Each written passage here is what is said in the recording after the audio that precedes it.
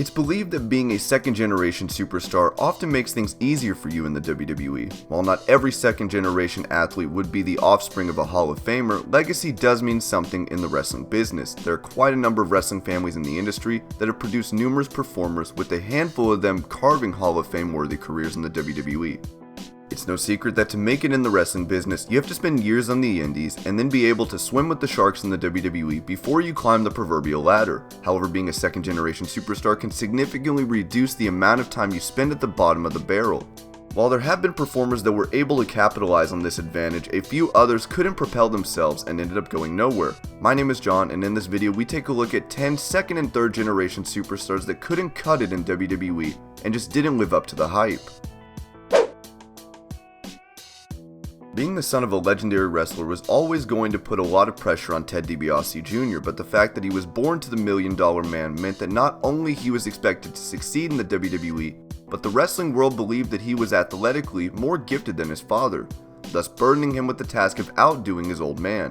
Ted DiBiase Jr. had the looks to become a top star in the company, and when he made his main roster debut, the creative team put the tag team titles on him and Cody Rhodes. Ted would be placed alongside Randy Orton and Cody Rhodes as a part of the Legacy stable, with WWE trying to push the two younger stars as they followed in the footsteps of the more established superstar. However, it soon became evident that Ted DiBiase Jr. was not ready to take on the mantle, and the group soon disbanded, as Ted Jr. embarked on a singles career. WWE attempted to emphasize Ted DiBiase Jr.'s family name, giving him the $1 Million title, but it was little too late for Ted to salvage a singles career, which nosedived over the course of the next 3 years, before Ted DiBiase Jr. decided against renewing his contract with the promotion.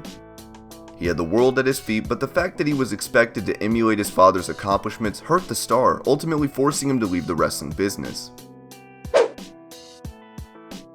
While the public opinion regarding Jimmy Superfly Snuka has largely changed over the past few years, the WWE Hall of Famer was considered to be one of the greatest high-flying wrestlers in the 80s. Jimmy Snuka would go on to make numerous appearances in the WWE, and in a cruel twist of fate, made appearances in the WWE long after his son, Deuce, had been released from the promotion.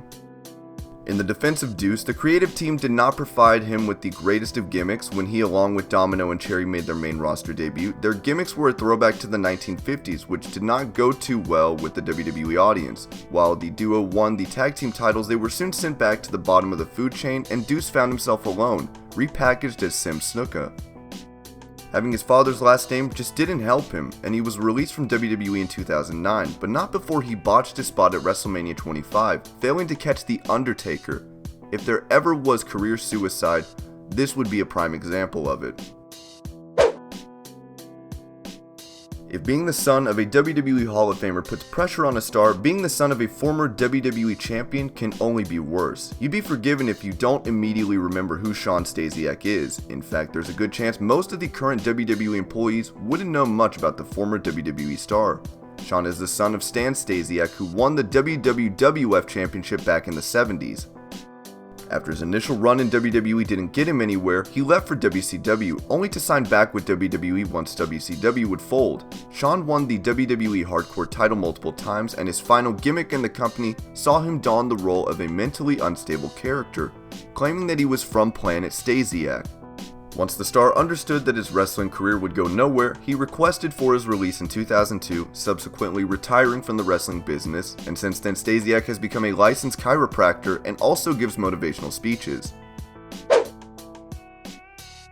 Now, if being the son of a former WWE champion proves to be a stumbling block in a star's career, you'd have to feel bad for David Sammartino, who is the son of arguably the greatest WWE superstar that ever lived, Bruno Sammartino. Bruno paved the way for a new generation of wrestlers to ply their trade in the WWE, and for a brief period, it looked as if Bruno also gave the same opportunity to his son. Voted the Rookie of the Year in 1981 by Pro Wrestling Illustrated, David's career began rather auspiciously. However, he was used as bait by Vince McMahon to bring his father out of retirement, which caused resentment to creep between the Sammartinos and Vince.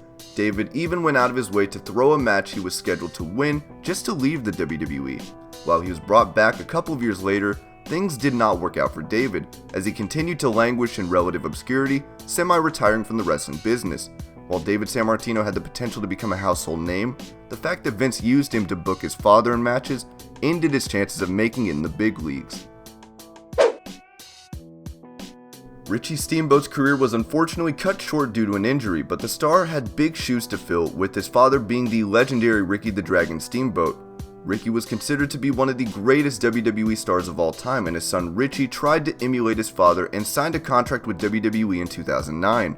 While Richie never made it past the developmental territory, he was able to win the FCW Florida Heavyweight title. And when FCW was rebranded into NXT, Richie competed on the brand until he suffered a back injury, which required him to undergo surgery. It was then reported that Richie was released from his contract, and his father, Ricky Steamboat, announced that his son could no longer wrestle due to his back injury. Richie had tremendous potential, but just couldn't get out of his father's shadow before his career ended prematurely. In Japan, there are a few ex-WWE stars that are currently kicking down the doors and making a name for themselves, and one of them being D.H. Smith, the son of former WWE superstar the British Bulldog. D.H. Smith was a journeyman before coming to the WWE, where he, along with Natalya and Tyson Kidd, paid homage to their father's legacies by calling themselves the Hart Dynasty.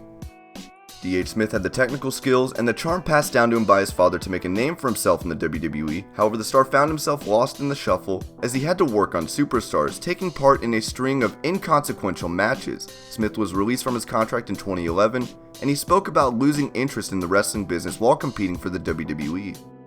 Since his release, Smith once again found solace in Japan and has achieved considerable amounts of success as a tag team specialist. With the expectations weighing him down in WWE, Smith nearly quit the business, and fortunately for him, he found another home in New Japan Pro Wrestling.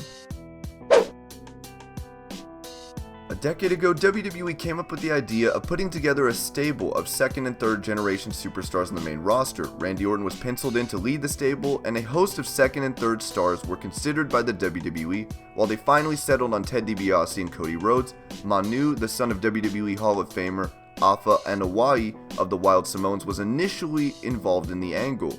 Manu, along with Snuka, were the outcast, and it quickly became obvious that both the stars did not have much to offer the company. Neither Snuka nor Manu impressed the management and soon found themselves without a job in the company. Randy Orton later revealed that Manu did not have the best of reputations backstage, and the star never realized his true potential.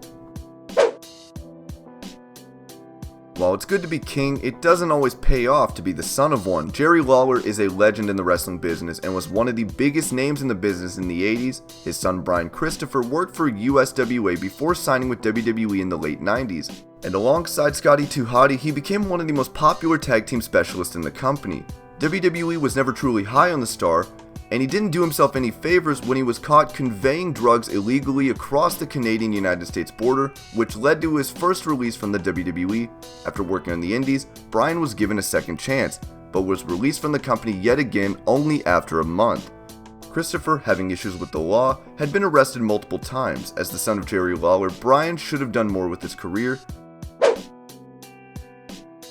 Curtis Axel's position in WWE is nothing to be envious about, but if we're being fair, it hasn't been his fault that the promotion failed miserably with their efforts to push Axel. Curtis is a third-generation star and is the son of Mr. Perfect Curt Hennig. Axel is also considered by many to be one of the best workers in the company, but the fact that he possesses mediocre mic skills and doesn't exactly exude charisma has hurt his chances of becoming a top star. Curtis is a former Intercontinental Champion and at one point had Paul Heyman as his manager. However, WWE once again failed to capitalize on his talent, and through no fault of his own, Axel once again found himself starting at the bottom of the totem pole, saying that a lot was expected from Mr. Perfect's son, and Curtis has failed to live up to those expectations.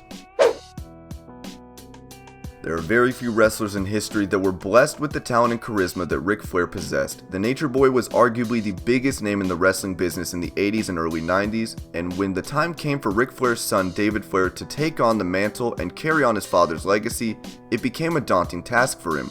David did taste some success in the business, winning the United States title and tag team titles in WCW. However, he crumbled under the weight of expectations, something that his sister Charlotte Flair has avoided, becoming a dominant force in the business herself. And these are 10 second and third generation stars that did not live up to the hype. I hope you're all having an amazing day. Thank you so much for watching Wrestling Hub, and I'll see you later with more wrestling videos.